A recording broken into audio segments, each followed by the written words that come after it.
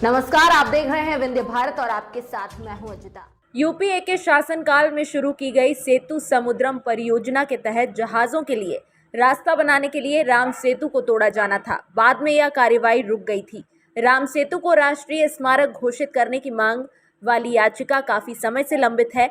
राम सेतु करोड़ों हिंदुओं की आस्था का केंद्र है। वाल्मीकि रामायण और गोस्वामी तुलसीदास द्वारा रचित रामचरितमानस सहित अन्य ग्रंथों में भी राम सेतु का वर्णन मिलता है। आइए आपको बताते हैं ग्रंथों में क्या लिखा है राम सेतु के बारे में।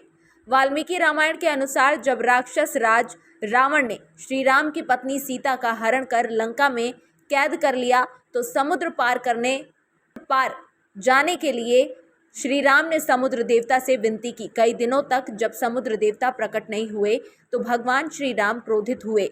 वे समुद्र को सुखाने के लिए बाण चलाने ही वाले थे कि समुद्र देवता प्रकट हुए और उन्होंने श्री राम से क्षमा मांगी और कहा कि समुद्र के बीच से रास्ता देना प्रकृति के नियमों का उल्लंघन होगा। समुद्र देवता ने ही श्री राम को पुल बनाने की सलाह भी दी।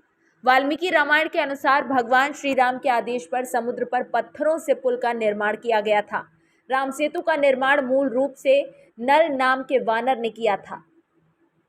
नल शिल्पकला जानता था क्योंकि वह देवताओं के शिल्पी विश्वकर्मा का पुत्र था। अपनी इसी कला से उसने समुद्र पर सेतु का निर्माण किया था। अगर ये कहा जाए कि नल राम सेतु बनाने वाला प्रमुख इंजीनियर था तो गलत नहीं होगा।